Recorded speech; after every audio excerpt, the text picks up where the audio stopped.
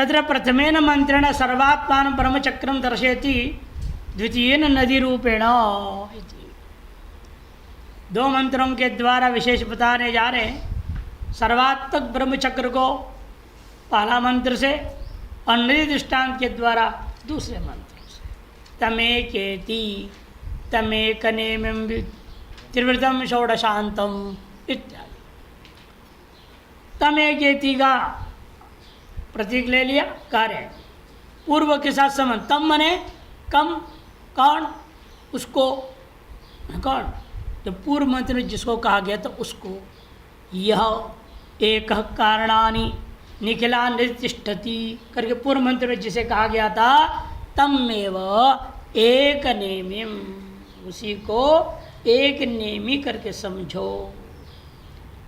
एक नेमी का मतलब योनि कारणम अव्याकृतम आकाशम परमव्योम माया प्रकृति शक्ति तमो अविद्या छाया अज्ञानम अनृतम अव्यक्तम इत्यम आदि सब पर्यायवाची।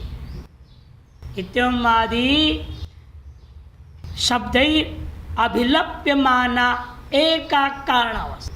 इन शब्दों के द्वारा जिस कारण अवस्था के वर्णन किया जा रहा है उस कारण अवस्था को ही यहाँ पर नेमी शब्द से कहा गया।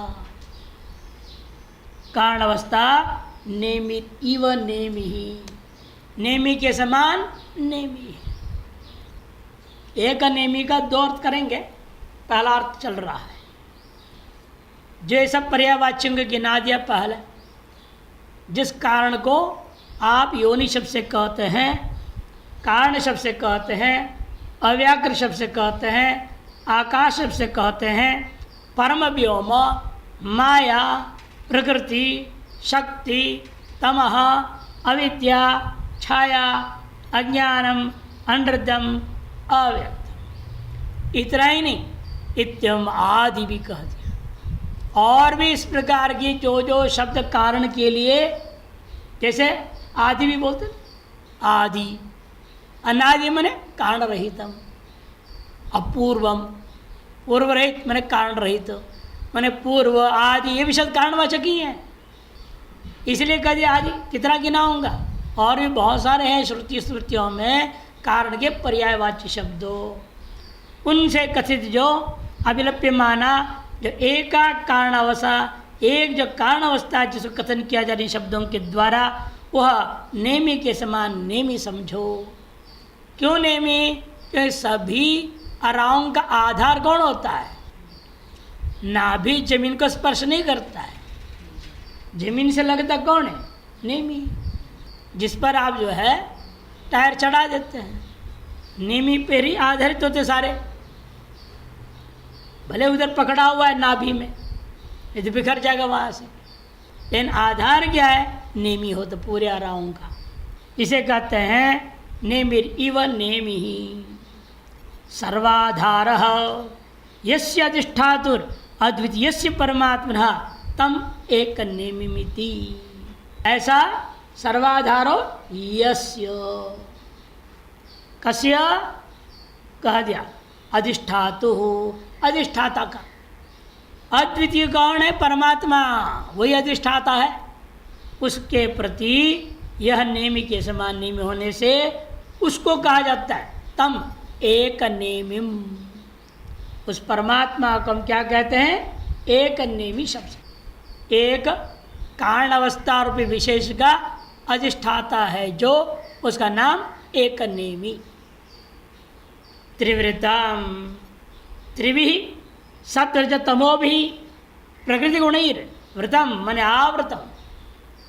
तीन सत्वरजतम रूपी जो गुण हैं प्रकृति के या माया के कहो, अविद्या के इत्यादि इत्यादि पूर्व कारण अवस्था के, उन गुणों के द्वारा आवृत है जो, उसका नाम एक नेमि ब्रह्म आत्मा। एक नेमि का अगर दूसरी व्याख्या भी आगे करने वाले हैं, इन त्रिवृत शब्द का एक ही व्याख्या है, अनेक व्याख्या नहीं करेंगे। षोडशक, इसका तीन व्याख्या करेंगे। षोडशकांत, षोडशकांतम मंत्र में है ना, इसके 3 व्याख्या करने वाले हैं। पहली व्याख्या देखिए, षोडश को विकारा, 16 विकार होते हैं। पंचभूतानि एकाश इंद्रिया अंतो अवसानम विस्तार समाप्तिर यस्य। 5 भूत और 11 इंद्रियां ये अवसान है, विस्तार की परिसमाप्ति है, जिसका ऐसा जो आत्मा है उस आत्मा को कहता हूँ आत्मना तम षोडशांतम। उस आत्मा को, ब्रह्म को षोडशांत भी कहा जाता है। उस आत्मा को एक नेमी कहते हैं, सर्व कारण का वह अधिष्ठान होने के कारण, और त्रिवृत कहते हैं कि 3 गुणों से आवृत होने के कारण। षोडशकांत कहते हैं क्योंकि 16 विकारों ही है, विस्तार की अवधि जिसका ऐसे आत्मा है, इसलिए आत्मा का नाम षोडशांतम पड़ गया। अथवा दूसरा अर्थ करते हैं जो हमने बताया 16 कलाओं को लेकर के, इसी षोडशांतम शब्द का दूसरा अर्थ, पृष्ठोपनिषदि यस्मिन् एताः षोडश कलाः प्रभवन्ति इत्यारभ्यो। यस्मिन् षोडश कलाः प्रभवन्ति 6:1 का है। स प्राणम असृजत, प्राणात् श्रद्धाम, श्रद्धादाकाश, आकाशाद वायु, वायोस्तेज, तेजसः जलम, जलात् पृथ्वी, इंद्रिय, मन, अन्न और तप, मंत्र, कर्म, लोक और नाम, ये क्रम गिना गया। इतने 16 आइटम जो गिनाया गया उन्हें यहाँ षोडशांतम शब्द, ये 16 प्रकार का जगदाकारिण अभिव्यक्ति से नामांता लिख दिया ना, इत्यादि ना प्रोक्ता नामांता 6:4 में कहा गया, उन सब को ग्रहण करना है षोडशांत शब्द से। षोडश कला अवसानम यस्य, षोडश कला ही है, अवसान माने अंत, विस्तार की समाप्ति, जिसका ऐसे जो आत्मा है उस आत्मा का नाम षोडशांत। इनको कला क्यों कहते हैं? षोडश कलाएं प्राणादियों को इसलिए कहते हैं, कम माने ब्रह्म, आत्मा। कम क्या है? ब्रह्म। तम लियते ये न, उसको भी छिपा दिया गया, लीन कर दिया गया, जिसके द्वारा यया सा कला, जो आत्मा को भी छिपा देवे, ऐसा जो है उनको कहते हैं कला। कम आत्मानम लियते यया सा कला।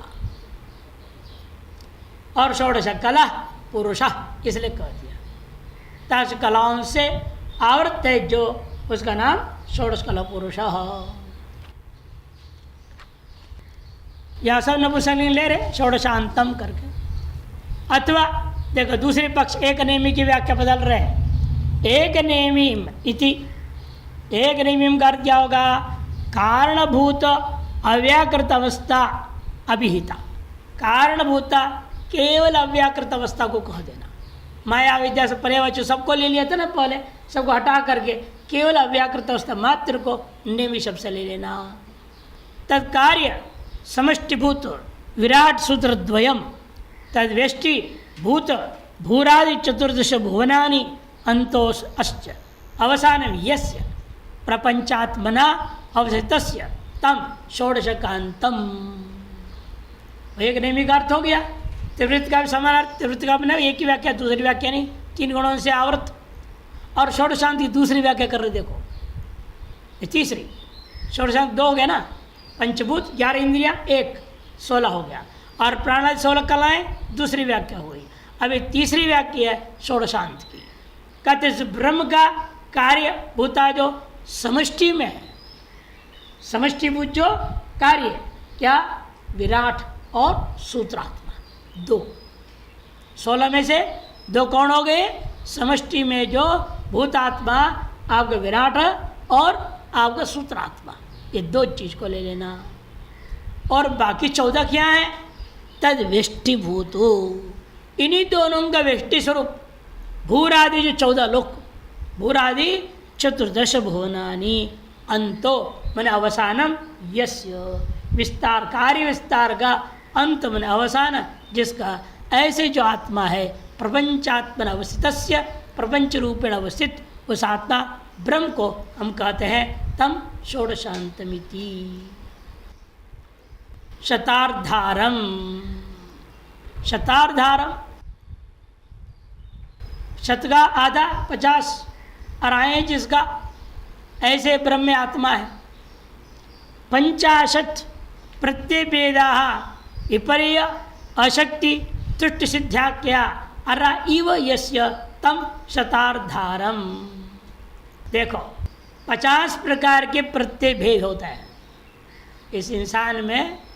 50 प्रकार का प्रत्यगत भेद है। प्रत्यय माने ज्ञानगत भेद है।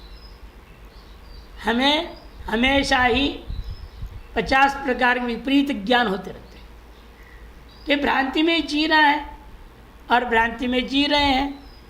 कब विवेक होगा, कब मुक्ति होगी तो बात की बात है, लेकिन जहाँ जी रहे हैं पहले उसको समझना है हम कैसे जी रहे हैं, ताकि हम इससे बाहर निकल सकते हैं। ये भ्रममय जीवन की व्याख्या कहते 50 प्रत्ययों के द्वारा समझो। 50 प्रत्यय कौन से? पहले उनको 4 में भाग कर दिया, विपर्य, अशक्ति, तुष्टि और सिद्धि। आप कहते हैं पंच विपर्य भेदा। देखो विपर्य कितने भेद है? 5। कौन से? तमो, मोहो, महामोह, तामिश्रो, हिंद तामिश्र इति। हमने कल बताया था ना मूल की व्याख्या करते हुए। ये 5 के विपर्य। और अशक्तियाँ कितनी हैं? 28 भेदा, 28 विधा, 28 प्रकार। उनका विस्तार आगे बताएंगे, यहीं आ रहा है मूल में। पूरे 28 का नाम गिनाएंगे आप। ये 5 ही थे इसलिए गिना दिया तुरंत ही वहीं पे 5। इनकी भी व्याख्या करेंगे। तम क्या है, मोह क्या है, महामोह क्या है, तामेश्वर क्या, अधितामेश्वर क्या, सब योग सूत्र के आधार पर बता देंगे। और तुष्टि कितनी है? 9 और सिद्धि 8। कुल मिला के 50। जोड़ लो 5 और 28 33, 33 और 9 42 और 8 50। अब उनकी व्याख्या करते देखिए। एते 50 प्रत्यय भेदा, यही जो है 50 प्रकार के हमारे अंदर विद्यमान प्रत्यगत भेद है, समझो। तत्र तमसो भेद, फिर तम का फिर भेद कर रहे। तम कितने प्रकार के हैं? 8 प्रकार के। तमसो भेदो अष्टविधः। कैसे अष्टविध हो जाएगा? देखो उसकी भी 2 व्याख्या बनती है। अष्टसु प्रकृतिषु अनात्मसु आत्म प्रत्यय विषय भेदेन अष्टविधत्व प्रतिपत्ति है। देखो 8 हमारे पास प्रकृति आदि है। सांख्य मत के अनुसार 8 कौन है प्रकृति? प्रधान, महत, अहंकार, पंचतन्मात्र। पंचतन्मात्र 5 हो गए, उसका कारण हो गया अहंकार 6, उसका कारण महत तत्व 7, उसका कारण प्रधान 8। ये 8 ले लो सांख्य मत के अनुसार। वेदांत के मत के अनुसार गीता में का मन, बुद्धि, अहंकार, पंचतन्मात्रा, ये 8 चीजें। 7वें अध्याय 4 श्लोक में भिन्ना प्रकृति अष्टधा मनोबुद्धि अहंकार पंचभूतानि च, ये गिना है ना। ये जो 8 है प्रकृति, इस तरह से 2 व्याख्या होगी। उन 8 क्या है? ये अनात्माएं हैं। उनमें आत्मबुद्धि करना ही विपर्य का तमो रूपा है। इसको तम आत्मक विपर्य कहते हैं। ये 8 प्रकार का हो गया। ये कुल मिलाकर ही विपर्य भेद 62 हो जाए। जो 5 बोले थे ना, तम, मोह, महामोह, तामिश्र, अंधतामिश्र, ये जो 5 भाग था ये 5 हो जाएगा 62। पहले का 8 हो गया। 8 अनात्माओं में आत्मबुद्धि कर रहे हैं आप। प्रधान में, महत में, अहंकार और पंचतन्मात्राओं में ये अनात्माएं हैं, उनमें आत्मबुद्धि करना विपर्य, मोह नामक विपर्य है। 8 प्रकार का हो गया। इसीलिए मोह से अष्टविधो भेद, और मोह के भी 8 भेद है। अणिमादि शक्तिर्मोह, अणिमादि शक्तियों का नाम ही मोह है। और 10 विधो महामोह, और मामो 10, 8 और 8 16 हो गया ना, इसलिए तम 8 हो गया। अष्टमी जो हमारे पास अणिमा आदि शक्तियाँ हैं, अणिमा गरिमा लघिमा इत्यादि इष्ट सिद्धि, वो शक्तियाँ वही सत्य है, वही पारमार्थिक ताकत है, ऐश्वर्य है, ऐसे उल्टे भ्रम कर लिया है जो, उसका नाम क्या है? मोह।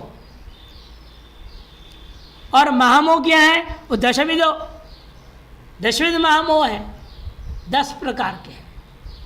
दृष्टानुसर्ग शब्दादि विशेषु पंचसु अभिनिवेशो महामोह। दृष्ट पंच विषय शब्द रूप रस गंध स्पर्श, ये दृष्ट है।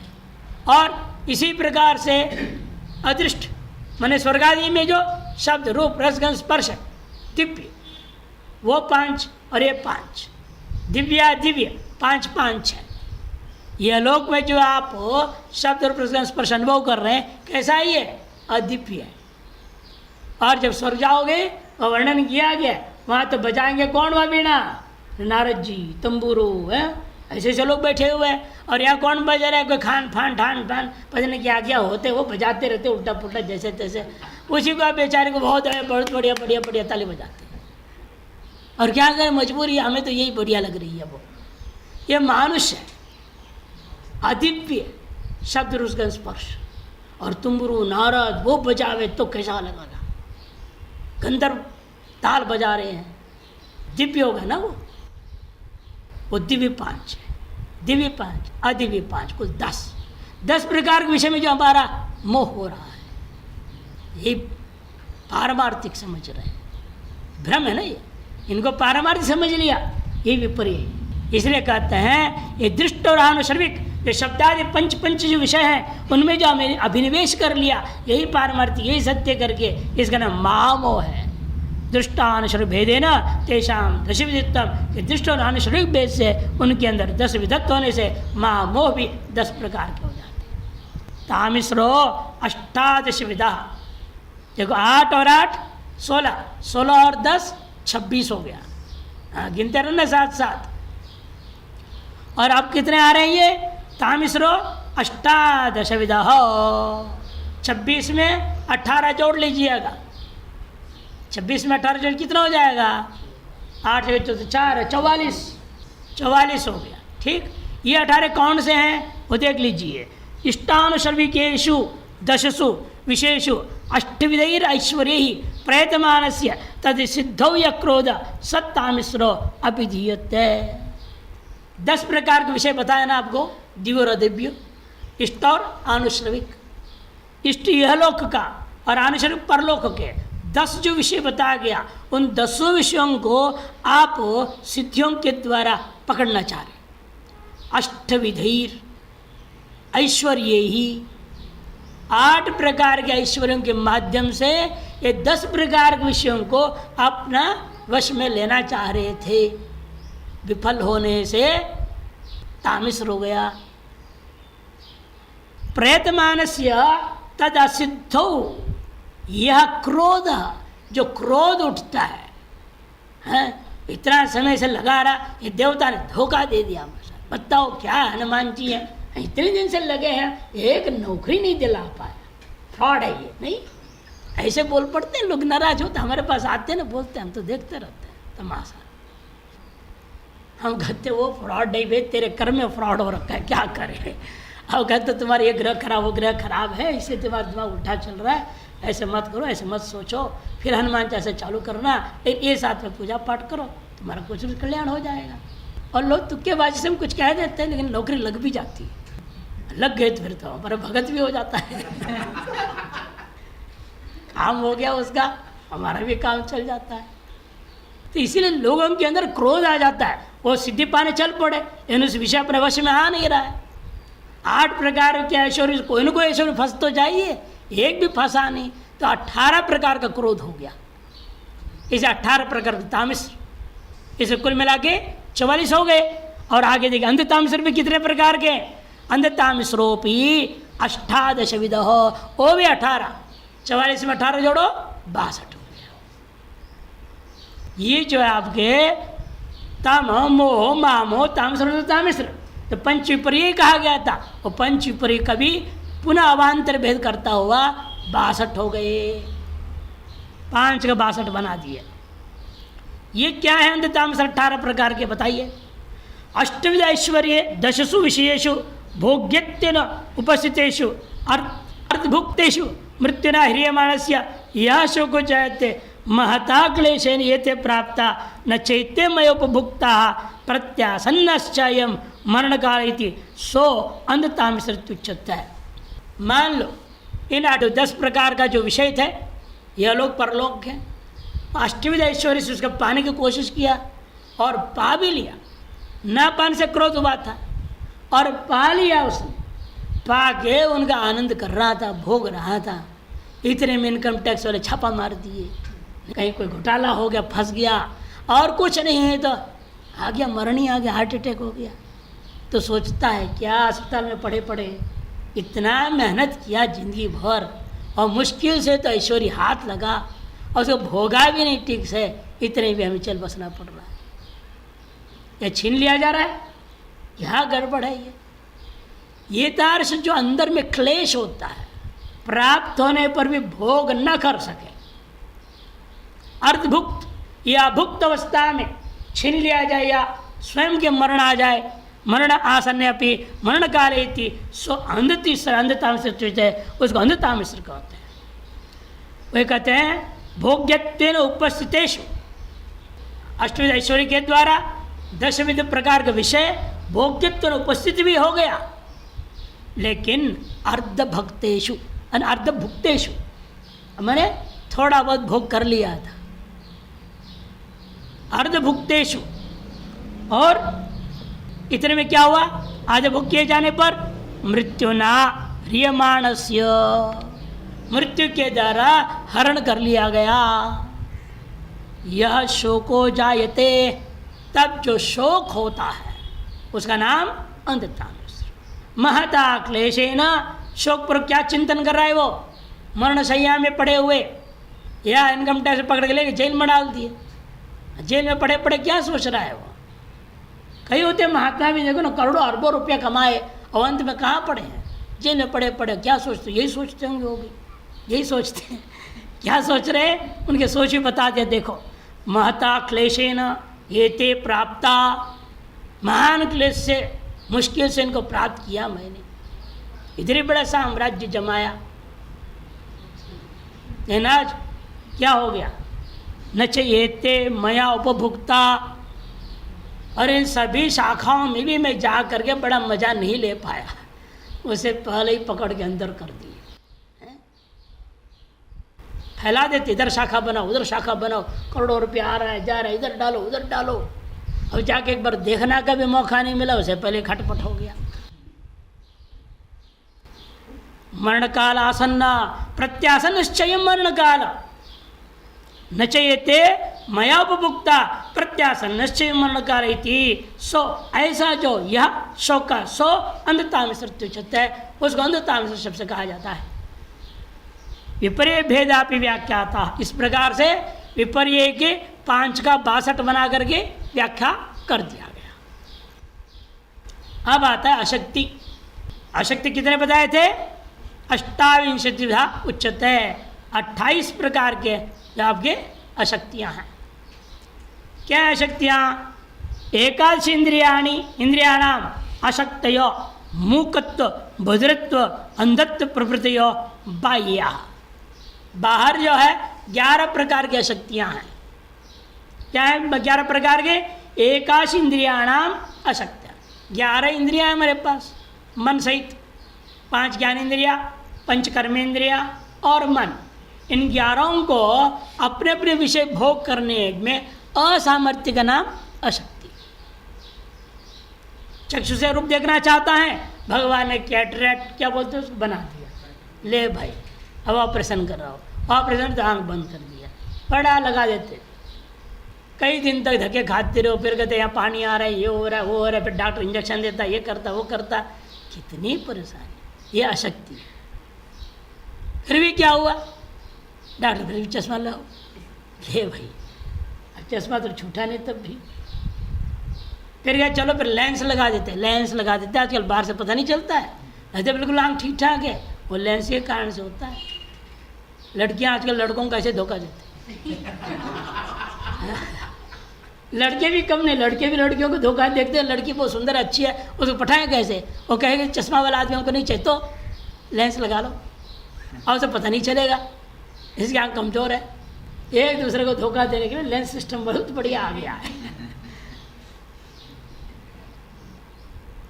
ये अशक्ति है, आंख का अशक्ति, कान की अशक्ति, हर इंद्रियों में असामर्थ्यता, स्व विषय भोग करने का अक्षमता का नाम ही अशक्ति है। ये कुल एकाश इंद्रियों की अशक्तियाँ हो गई। मुक्तत्व, बधिरत्व, अंधत्व प्रवृत्तियाँ बाह्या और अंतःकरण से पुरुषार्थ योग्यता तुष्टिना विषय विपर्येण नवधा अशक्ति। अंतःकरण के 9 प्रकार के जो है तुष्टियाँ होती है, जो आगे कहा गया है 9 प्रकार की तुष्टियाँ, उन तुष्टियों को भोग करने में असमर्थ होना अशक्ति, वो 9 हो गया। 11 और 9 20 हो गए, है कि नहीं? अंतःकरण से पुरुषार्थ योग्यता तुष्टिना विपर्येण नवधा शक्ति। पुरुषार्थ की योग्यता के द्वारा प्राप्य तुष्टियों का विपर्य होना, उन्हें तुष्टि न होना। अब बताएंगे, अभी एक एक वर्णन करेंगे। कुछ कुछ माने तुष्टि नहीं होता है, तुष्टि में विपर्य हो गया, माने वास्तविक अतुष्टि को तुष्टि समझ के बैठ जाता है, ये मूर्खता है, पुरुषार्थ छोड़ देगा। अब यदि कोई मान लो या वेदांत पढ़ लिया और मैं ब्रह्म हो गया, हम ब्रह्मासी, मैं ब्रह्मज्ञानी हूँ, ऐसे भ्रांति कर बैठ जाए तो आगे मनन निध्यासन करेगा, कहेगा आपने सुना है, मैंने जान लिया, मैं ब्रह्म, बात खत्म हो गई। आगे कोई वर्णन करेगा, निध्यासन नहीं, ध्यान नहीं, कुछ नहीं करेगा। फिर कहेगा प्रारब्ध के अनुसार कथा प्रवचन में लग जाए तो क्या कर रहे हो? प्रारब्ध कर्म से हो रहा है। जब तुमने क्या कर दिया है? एक देवी को साथ में, एक भाई का ऊपर में, एक और बच्चे को भी लिया है साथ में, ये भी प्रारब्ध कर्म से हो रहा है। हम ब्रह्मास्त्र फिर भी ले पे लाल पहना हुआ है, उसको भी लाल पहना दिया, बच्चे को भी लाल पहना दिया, धन्य है। ऐसे वेदांत पढ़ के ये सब अशक्तियाँ है। गलत स्तर में तुष्टि हो जाना, गलत अवस्था में ही तुष्ट हो जाना, ये अशक्ति में गणना होती है। पुरुषार्थ योग्यता तुष्टि ना, पुरुषार्थ की योग्यता वाली तुष्टियों के विपर्य होने से वह 9 प्रकार की अशक्ति वो हो गई। 11 और 9 20। इनमें सिद्धि न विपर्येण अष्टधा अशक्ति, सिद्धियों का विपर्य हो जाए, अणिमा गरिमा सिद्धियों के, उनमें भी अप्राप्त में प्राप्ति की परिकल्पना कर बैठा तो वो भी क्या हो जाता है? अशक्ति में गणना। वो 8 है तो 11 9 20 और 8 28 अशक्तियाँ हो गई। उन्हें वो समझा रहे, देखो तुष्टिर नवदा प्रकृत्युपादान काल भाग्याख्या चतस्र। तुष्टि यद्यपि 9 प्रकार की होती हैं, उनमें से पहले का नाम प्रकृति, दूसरा उपादान, तीसरा काल, चौथा भाग्य, आख्या चतस्रः 4 प्रकार के। विषयोपरमात् 5, इनके अपने अपने विषय के उपराम होने से 5 हो जाएंगे। प्रत्येक कुल मिला के 5 और 4 9 विषयों से उपराम हो जाना। विषय को पाना था, पहले से तृप्त होकर बैठ गया, पाई भी नहीं तृप्त हो गया, वो हो जाता है तुष्टि नामक दोष है। जो भी चीज़ पुरुषार्थ किया पाने तक तो लगे रहो ना, पाने से पहले बैठ गया तो क्या होगा? अधूरा हो गया ना काम। उसको भी 5 प्रकार के विषयों से उपरम हो जाना, 5 प्रकार की तुष्टियाँ हैं। ये 4 और 5 कितने हो गए? 9 तुष्टियाँ हैं। एक एक का वर्णन कर रहे, देखो 9 प्रकार के मूर्ख है, समझो एक तरह से 9 प्रकार के मूर्ख हैं। ये विवेक बिना है, गड़बड़ पहले से गड़बड़ समझ के बैठ गए। कश्चित प्रकृति परिज्ञानात् कृतार्थस्मिति मन्यते। पहला वाला वो है जो प्रकृति का विज्ञान कर लिया, उतने से मैं कृतार्थ हो गया समझता है। प्रकृति को समझ लेना ही से मोक्ष हो गया, उतने से मैं कृतार्थ हो गया करके आत्म तत्व को समझने का प्रयास करता नहीं,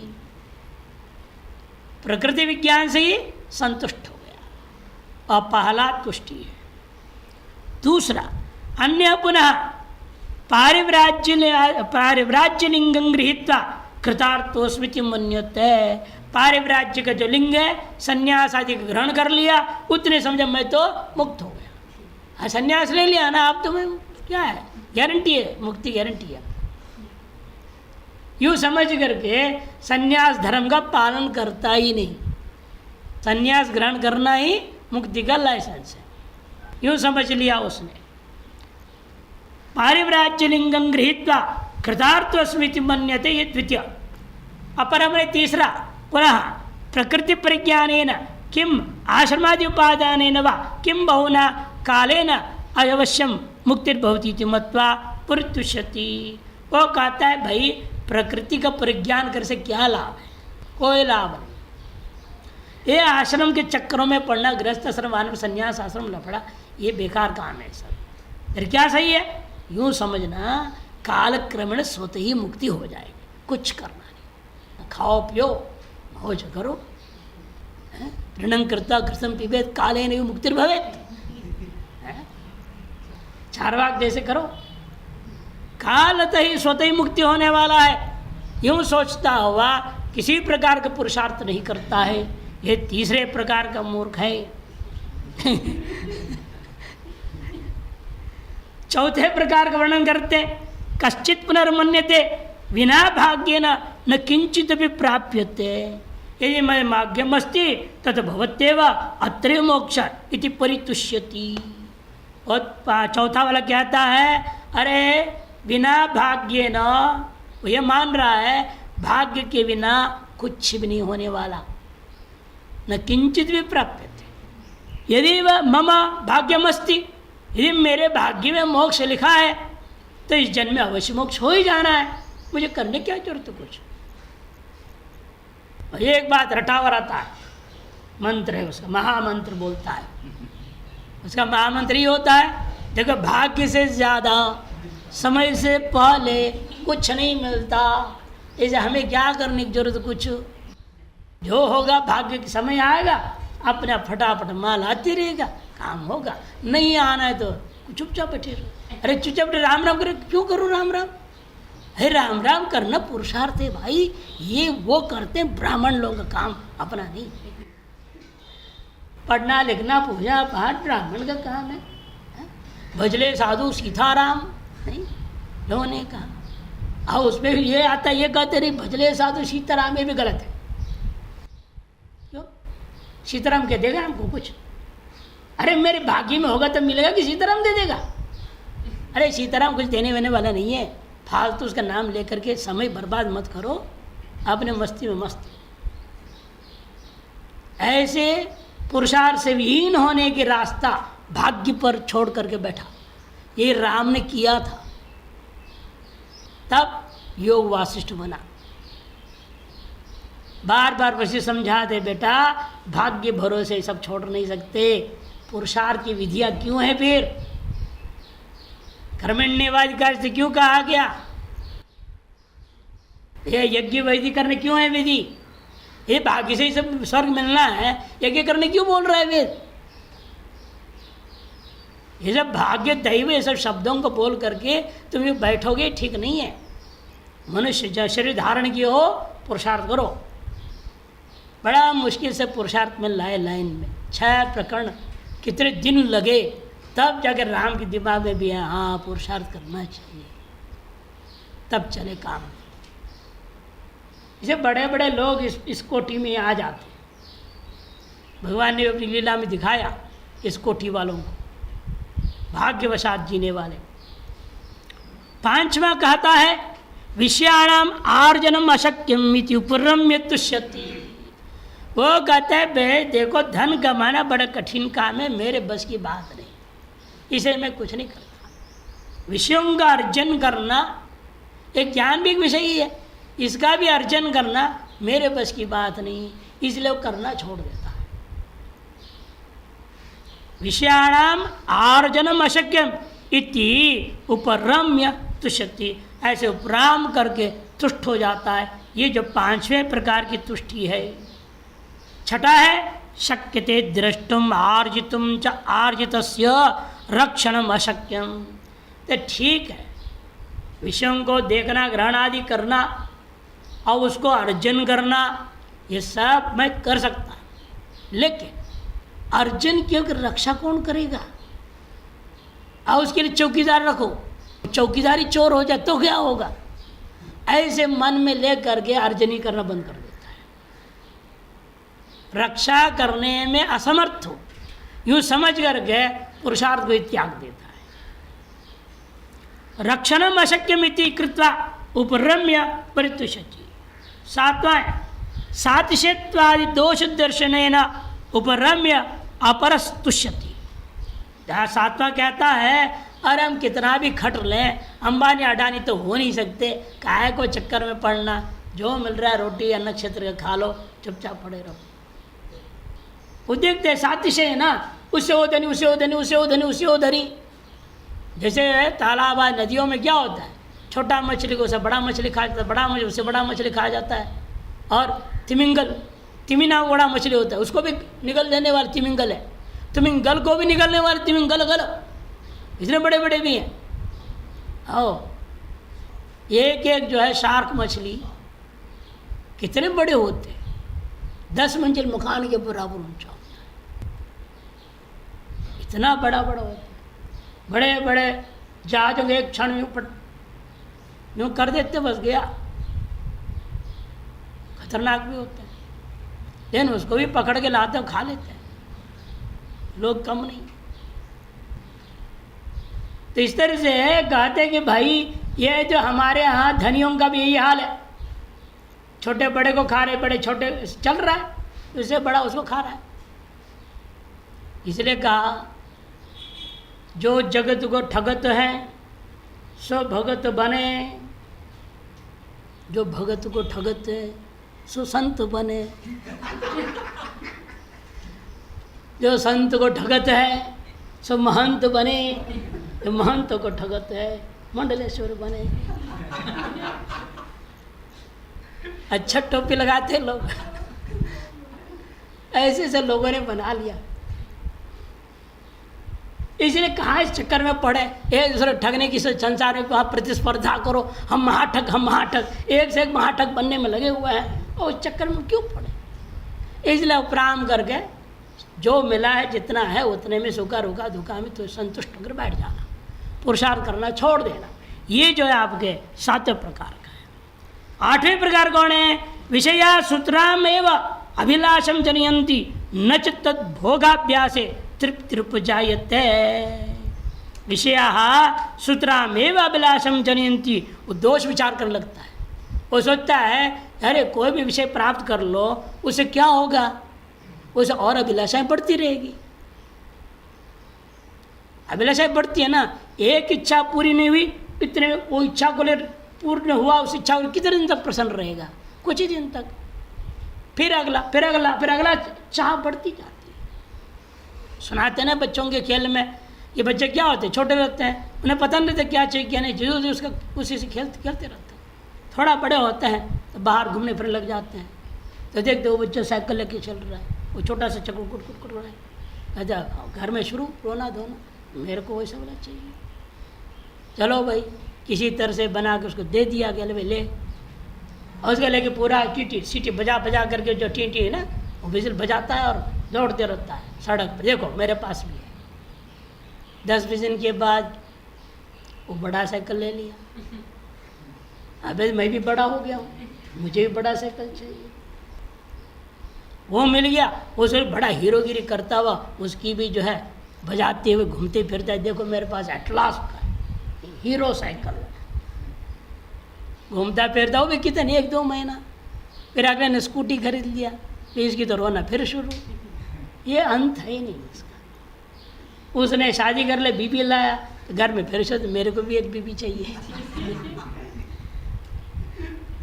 ये कहाँ तक एंड होगा? उसके बच्चे हो गए तो हमें बच्चे चाहिए, उसकी लड़के और या लड़की हो गए फिर तो आफत और बढ़ेगा, घटेगा तो ही नहीं। ये समस्या है। यूँ सोचते हुए वो शुरू से विषय त्याग कर देता है। विषयः सूत्रामेव अभिलाषं जनयन्ति मत्वा न च तद्भोगाभ्यास प्रजायते। इसलिए उसके उपभोग करने में और उसके बारंबार अभ्यास में तृप्ति तो उत्पन्न हो नहीं सकती। इसे विषय प्राप्ति के लिए पुरुषार्थ करना व्यर्थ पुरुषार्थ करके बैठ जाता है और अपने बात में श्रुति प्रमाण भी देता है। भागवत प्रमाण श्रुतियों में भी है, स्मृतियों में है, मनुस्मृति आदि यही मंत्र अनेकों बार आया है।